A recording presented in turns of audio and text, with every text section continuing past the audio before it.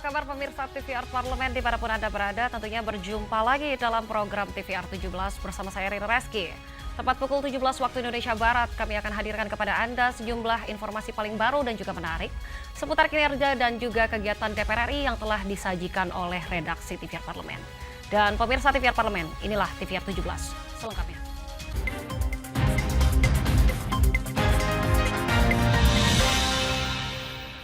Berita pertama kita awali dari Komisi 5 DPR RI yang mendukung pembangunan sistem transportasi berbasis rel atau light rail transit di Bali.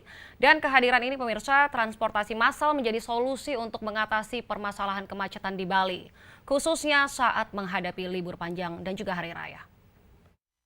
Komisi 5 DPR RI mendukung pembangunan sistem transportasi berbasis rel atau light rail transit di Bali.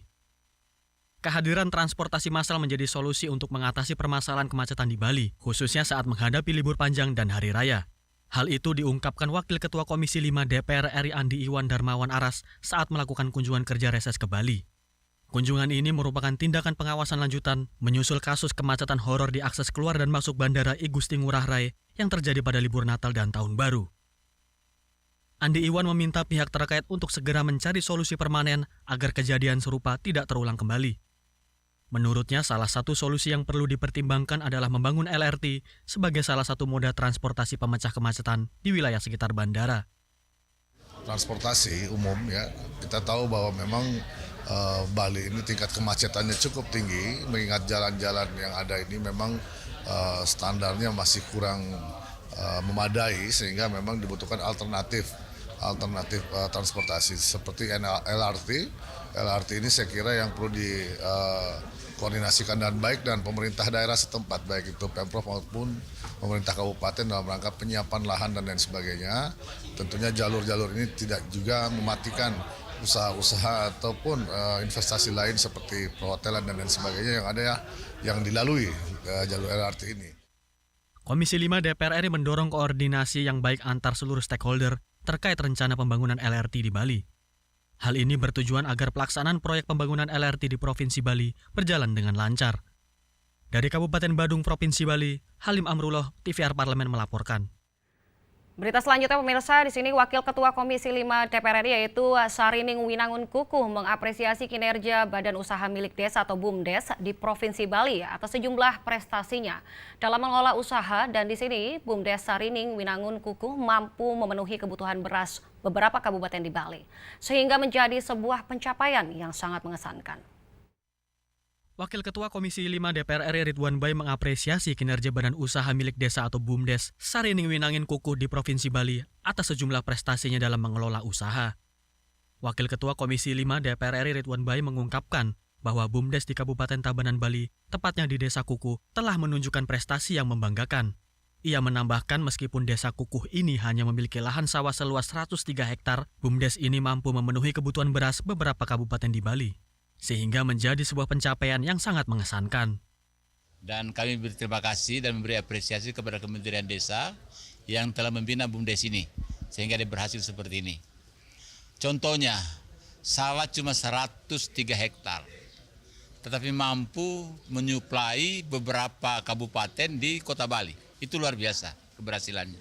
Itu baru satu jenis beras. Nah, oleh karena itu tadi ada bantuan modal 75 juta dari Kemendes. Ini mudah-mudahan juga dapat dikelola dengan baik. Sementara itu, Dirjen PEID Kemendes PDTT Harlina Sulistiorini mengucapkan terima kasih atas kunjungan kerja yang dilakukan oleh Komisi 5 DPR RI ke BUMDes Sarining Winangun Kukuh. Harlina juga menambahkan bahwa masukan dan arahan dari Komisi 5 akan menjadi landasan penting dalam upaya meningkatkan efektivitas pendampingan dan penguatan BUMDes di seluruh Indonesia. Intinya kami berterima kasih karena sudah didatangin dan diberi wejangan yang memang ini yang kami harapkan untuk lebih memperkuat sesuai dengan tugas pokok fungsi kami selaku pendamping atau penguat BUMDes utamanya, dan juga meningkatkan pembangunan di desa pada umumnya. Dari Tabanan, Bali, Bari Ramadana, TVR Parlemen melaporkan. Pekan Olahraga Nasional atau PON ke-21 2024 akan digelar di Provinsi Aceh dan juga Sumatera Utara pada 8 hingga 20 September 2024. Pemerintah pusat dan juga daerah hingga kini terus melakukan renovasi dan juga pembangunan berbagai venue cabang olahraga yang akan dipertandingkan. Pekan Olahraga Nasional atau PON ke-21 2024 akan digelar di Provinsi Aceh dan Sumatera Utara pada 8 hingga 20 September 2024.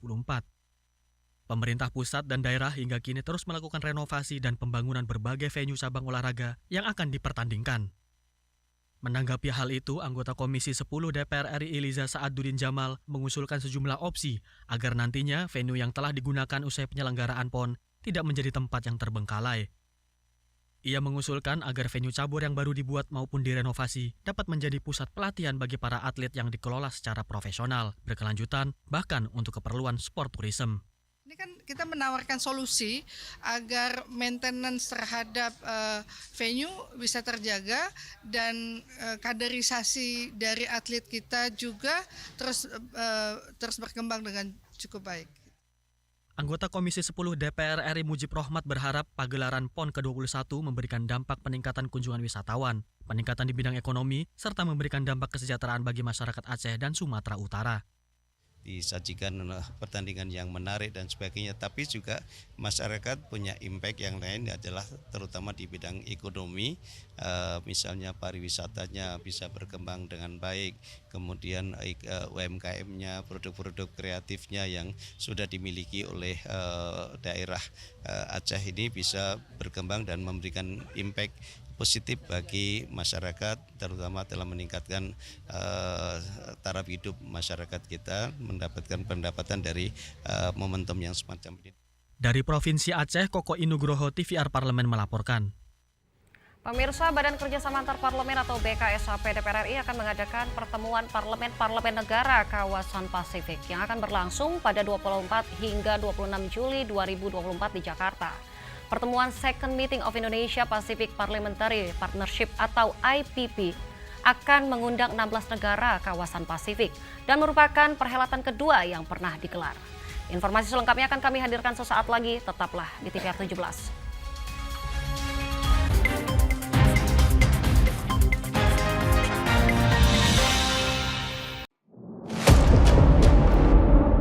Sini ditambang. Konflik yang terjadi, Warga sini tidak mengizinkan. masalah yang tersisihkan menjadi kesenjangan sosial.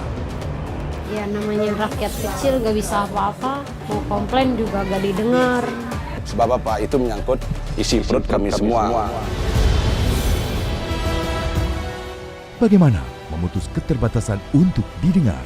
Jadi kalau misalnya masyarakat sudah merasa tidak lagi ada yang memperjuangkan aspirasinya, maka masyarakat memang sangat berhak untuk meminta dewan yang mewakili mereka di parlemen. Kami menyusuri batas-batas peristiwa, mengurai berbagai polemik yang terjadi, meluruhkan suara-suara marginal, menjadi nyata dalam setiap aspirasi, melaksanakan tugasnya sebagai wakil rakyat. Saksikan Aksi Dewan setiap hari Senin dan Rabu pukul 10.30 waktu Indonesia Barat hanya di TVR Parlemen. DPR RI memiliki fungsi diplomasi dalam menjalankan politik luar negeri sesuai dengan pasal 116 Undang-Undang MD3. Kontribusi aktif BKSAP DPR RI memainkan peranan penting dalam memenangkan persaingan global melalui IPU, IPA, IPPF, IPA, dan PUIK. BKSAP memiliki komitmen yang tinggi dalam krisis kemanusiaan dunia. Fungsi diplomasi dijalankan untuk mendukung upaya pemerintah dalam melaksanakan politik luar negeri.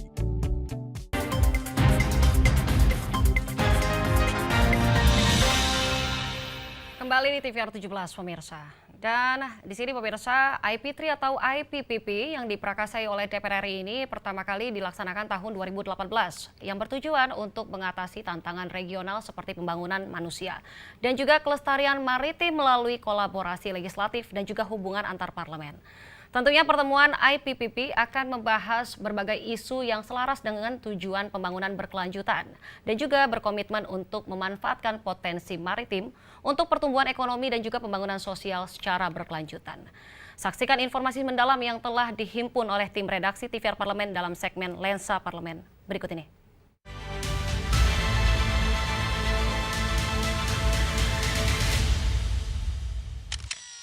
Badan Kerjasama Antar Parlemen atau BKSAP DPR RI akan mengadakan pertemuan parlemen-parlemen negara kawasan Pasifik yang akan berlangsung pada 24 hingga 26 Juli 2024 di Jakarta. Pertemuan Second Meeting of Indonesia Pacific Parliamentary Partnership atau IPPP ini akan mengundang 16 negara kawasan Pasifik dan merupakan perhelatan kedua yang pernah digelar.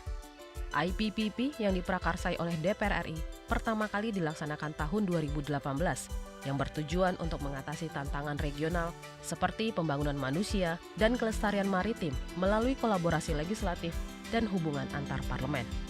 Pertemuan IPPP akan membahas berbagai isu yang selaras dengan tujuan pembangunan berkelanjutan dan berkomitmen untuk memanfaatkan potensi maritim untuk pertumbuhan ekonomi dan pembangunan sosial secara berkelanjutan.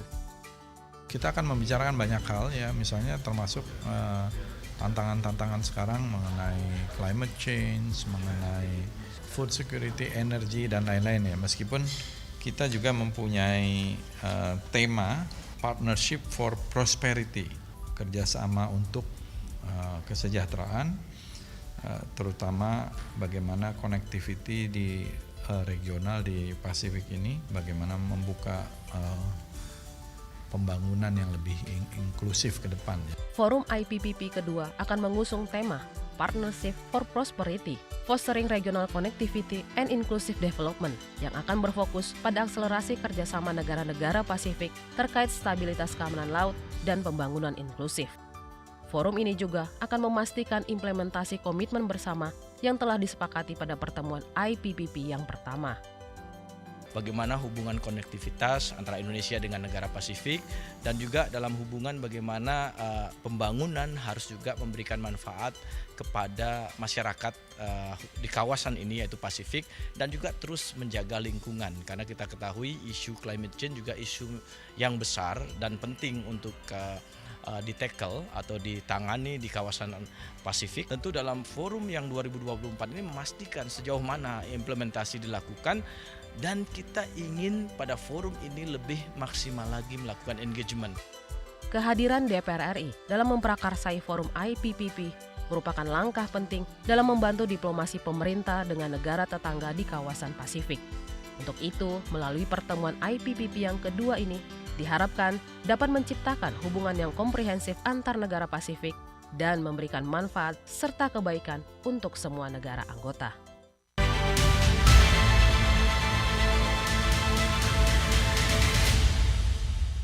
BKSAP DPR RI mendorong penggunaan bahasa Indonesia Melayu menjadi bahasa kerja di kawasan ASEAN. Informasi selengkapnya akan kami hadirkan sesaat lagi, tetaplah di TVR 17.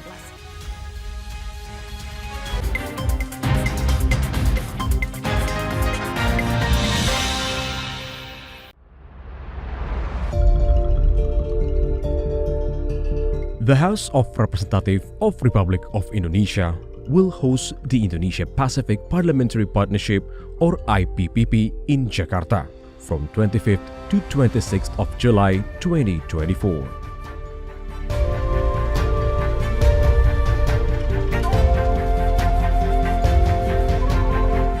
The event is initiated in order to enhance the cooperation in managing the marine resources, which drain over 70% of the sovereignty.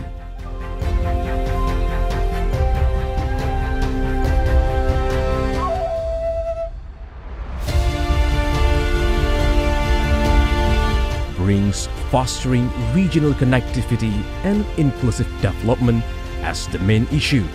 The House invites 14 countries and 2 countries under Pacific regions to participate to this international event.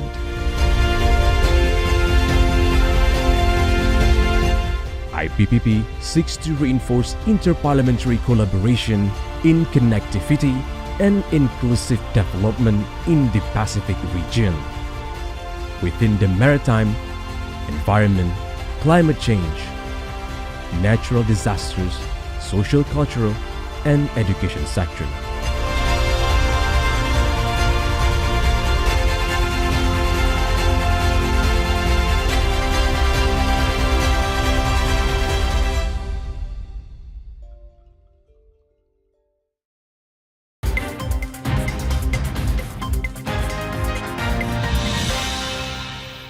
kembali di TVR 17. Pemirsa, terkait usulan penggunaan bahasa Indonesia Melayu, dorongan ini muncul seiring dengan inisiasi pembentukan Asosiasi Parlemen Bahasa Indonesia Melayu yang diinisiasi oleh DPR RI bersama dengan Parlemen Malaysia, Brunei Darussalam, dan juga Timur Leste. Lantas seperti apa diplomasi bahasa ini diperjuangkan dalam forum regional? Apa manfaat yang diperoleh dari penggunaan bahasa ini? Untuk selengkapnya, berikut laporan rekan kami Elisa Purba dari Senayan, Jakarta. Pemirsa, seperti kita ketahui bahwa parlemen dari negara-negara khususnya di Asia Tenggara seperti Indonesia, Malaysia, Timor Leste, dan juga Brunei Darussalam ini berkeinginan kuat untuk menjadikan bahasa Melayu menjadi working language di Asia Tenggara dan juga dikenal di dunia. Dan tentunya untuk membahas mengenai ini sudah bersama dengan saya Wakil Ketua BKS AP DPR RI Bapak Putu Supatmarudana.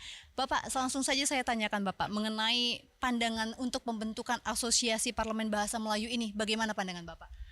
Jadi pertama memang parlemen memiliki kelenturan dalam diplomasi dan kita melihat bahwa pembicara atau orang yang berbicara bahasa Indonesia Melayu ini lebih dari kalau kita hitung 300 juta. Mungkin ada Indonesia, ada 280 juta dan lebih. Ada Malaysia, ada Brunei, ada di Singapura, ada Timor Leste, bahkan di Thailand bagian selatan, Kamboja bagian selatan, dan di negara ASEAN beberapa juga menggunakan bahasa Indonesia Melayu. Nah, pembentukan forum asosiasi parlemen untuk bahasa Indonesia Melayu menjadi sangat penting karena dengan sekian banyaknya warga masyarakat yang berbahasa Indonesia Melayu tentu sangat tepat membawa ini kepada forum yang lebih resmi yaitu dalam platform AIPA dan ASEAN. Dan harapannya working language yang dilakukan di ASEAN dan AIPA bisa juga menggunakan bahasa Indonesia dan tentu setelah itu bisa kita tingkatkan di forum lebih tinggi lagi. Nah, misalnya di forum ASEAN atau di Asia, di forum yang lebih tinggi lagi. Nah, tentu harus dimulai di kawasan ini. Nah, tentu potensi yang ada dalam bahasa Indonesia Melayu ini juga bisa menjadi bahasa kedua bagi negara-negara di dunia karena bahasa Indonesia Melayu bahasa tentu sangat mudah untuk mempelajari. Mungkin secara gramatikal itu tidak sulit dipelajari. Yang kedua, tidak ada bahasa yang mencerminkan laki-laki, perempuan.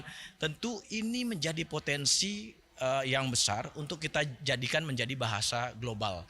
Karena banyak bangsa-bangsa di dunia ingin belajar bahasa asing dan opsinya nanti dengan bahasa Indonesia Melayu ini atau asosiasi ini justru bisa menggaungkan hal tersebut. Di sisi lain, bahasa menjadi budaya, bahasa mendekatkan dengan bangsa dunia, juga mempromosikan perdamaian dan komitmen bekerja sama. Jadi memang soft diplomasi yang kita lakukan dengan bahasa, kita bisa menjaga stabilitas dan kedamaian baik di kawasan maupun secara global. Jika kita memahami budaya orang lain atau bahasa sampai, tentu itu juga kita akan menghargai wilayah tersebut. Dan yang terpenting juga esensinya adalah kita ketahui bahasa ini dibahasakan oleh lebih dari 300 juta. Mungkin Francophone, orang yang berbahasa Perancis, orang yang mungkin berbahasa Arab gitu ya. Mungkin lebih banyak orang yang berbahasa Indonesia Melayu. Nah, tentu ini harus ada yang mengambil langkah strategis dan peran. Parlemen Indonesia DPR RI mengambil langkah hal ini untuk pertama membentuk asosiasi parlemen berbahasa Indonesia Melayu. Yang kedua, memainstream lagi, mendorong agar bahasa ini bisa menjadi bahasa kedua. Lingua franca, bahasa kedua untuk dipelajari oleh masyarakat dunia karena sangat mudah bahasa Indonesia jika dibandingkan bahasa Inggris, bahasa Prancis, bahasa Spanyol. Kalau ini tentu bisa membangun go internasional bahasa Indonesia Melayu ke tingkat yang lebih tinggi dan pada ujungnya masyarakat dunia akan lebih menghargai, menghormati dan mengerti budaya bangsa Indonesia. Tapi memang rootnya dari Melayu, dari Riau, dari Kepulauan Riau juga. Nah, tentu kita harus bangga. Ini cara kita untuk menghormati, memuliakan kebudayaan kita. Negara lain mungkin mengirim produk-produk budayanya, kita gunakan bahasa Indonesia Melayu menjadi produk budaya yang bisa tergaung secara global. Baik Bapak, dan pemirsa tentu ini menarik sekali bagaimana tadi Pak Putu menyampaikan bahwa bahasa ternyata bisa menjadi awal mula kita untuk mengenal lebih dekat suatu bangsa. Dan tentu kita berharap bahwa Indonesia dan bahasa Indonesia Melayu maksud kami bisa segera dijadikan sebagai second language di dunia dan juga menjadi working language di Asia Tenggara. Bapak terima kasih atas waktunya, selamat melanjutkan tugas dan pemirsa sekian dari kami, kembali ke studio. Dan selanjutnya pemirsa, apa saja yang menjadi topik perbincangan di media online pada hari ini? Usai jeda tentunya, tetaplah bersama kami di TVR 17.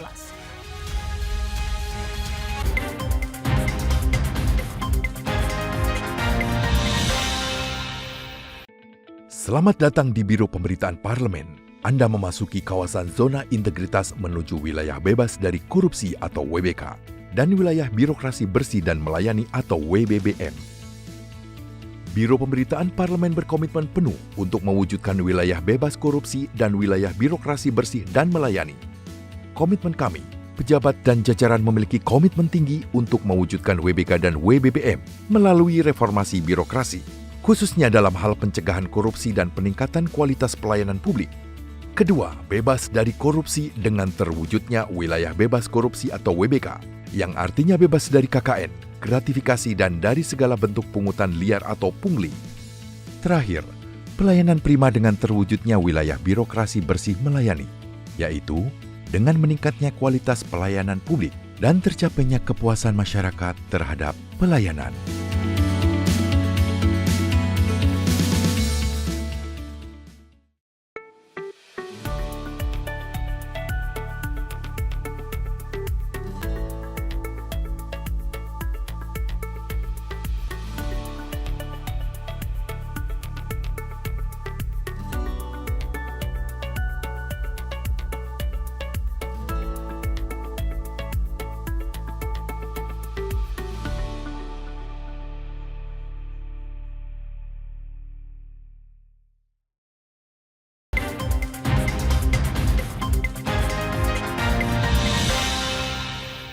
Pemirsa, kali ini kita masuk ke segmen media online. Mari kita simak isu apa saja yang menjadi sorotan media serta tanggapan dari sejumlah anggota Dewan bersama rekan kami Zia Ulbara.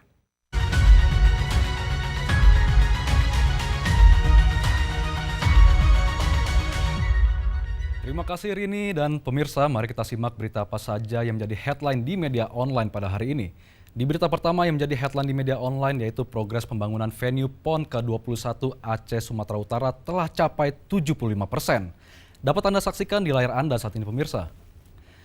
Di mana Komisi 10 DPR RI lakukan kunjungan kerja dalam rangka reses ke Banda Aceh pada Jumat 12 Juli 2024. Kunjungan kerja tersebut bertujuan untuk meninjau progres pembangunan venue dalam rangka mempersiapkan penyelenggaraan Pekan Olahraga Nasional ke-21 Aceh Sumatera Utara pada 8 sampai 20 September 2024 mendatang di Stadion Harapan Bangsa. Terkait hal ini, anggota Komisi 10 DPR RI Iliza Saaduddin Jamal menyatakan bahwa persiapan pelaksanaan PON telah mencapai lebih dari 75% dan diperkirakan selesai pada akhir Agustus 2024. Komisi 10 DPR RI telah menerima penjelasan dari pengelola proyek terkait renovasi sejumlah venue PON Aceh Sumatera Utara dan berharap tidak akan banyak masalah dalam proses ini, mengingat persiapan di Aceh lebih siap dibandingkan dengan persiapan PON di Papua sebelumnya. Dan pemirsa, berita selanjutnya yang menjadi headline di media online yaitu marak penyalahgunaan data. Putri Komarudin desak OJK segera bertindak. Dapat Anda saksikan di layar Anda saat ini pemirsa. Pada akhir-akhir ini marak terjadi penyalahgunaan data pribadi dari calon pelamar kerja oleh oknum yang bekerja pada tempat korban melamar pekerjaan. Bahkan diketahui data tersebut dimanfaatkan pelaku untuk membuka rekening hingga melakukan transaksi pada aplikasi pinjaman online. Menanggapi hal ini, anggota Komisi 11 DPR RI Putri Komarudin mendesak otoritas jasa keuangan segera bertindak.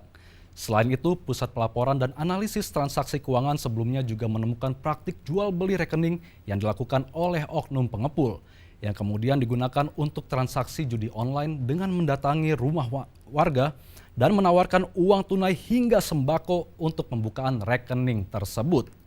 Dan pemirsa, itu tadi headline di media online pada hari ini yaitu terkait progres pembangunan venue PON ke-21 Aceh Sumatera Utara telah capai 75%. Serta marak penyalahgunaan data, Putri Komarudin desak OJK segera bertindak. Sekian dari saya, kembali ke rekan Rini.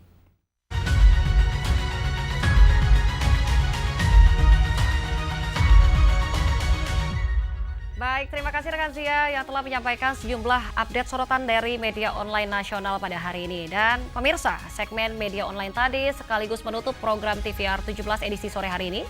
Saya Rini Reski beserta seluruh kru TVR Parlemen yang bertugas sore ini mengucapkan terima kasih dan juga pamit undur diri dari hadapan Anda. TVR Parlemen, referensi Indonesia. Selamat sore, sampai jumpa.